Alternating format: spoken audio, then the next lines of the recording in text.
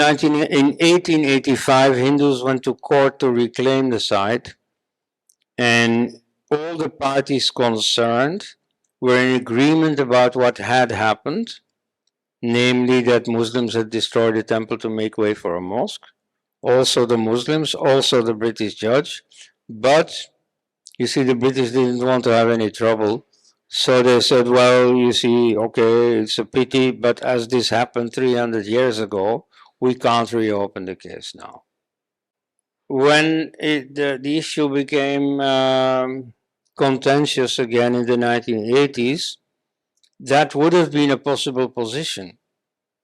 You see, you could say, well, yeah, it doesn't really matter anymore.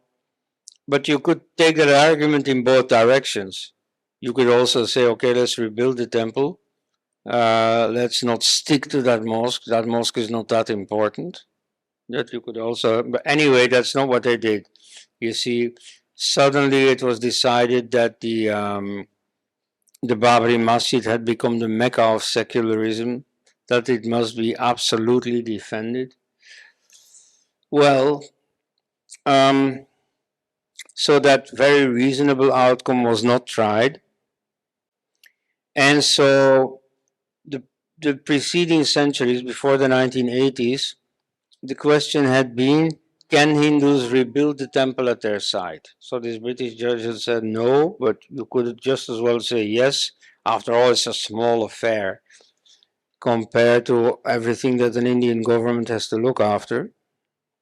Now, the so-called eminent historians who made a statement in 1989 denying this history, make the question into, was it ever their site? Now, meanwhile, documentary and archaeological evidence have amply proven that yes, it was their site. We'll come to more evidence in a minute.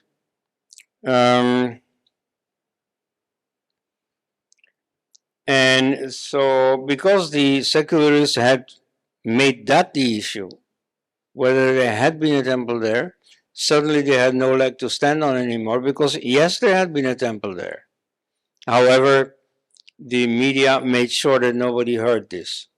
And so in the West, there are still very many people who think that there was never a temple there. In India now, it's become hard to get away with that.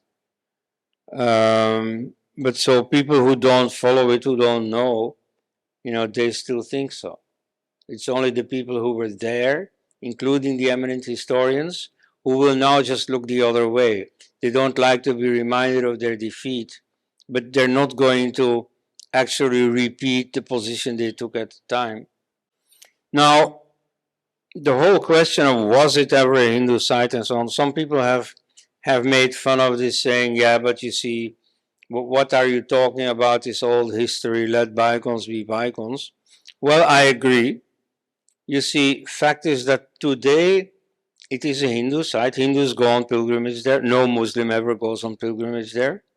So the logical thing to do, whatever the history of the site, is you just leave it to the Hindus.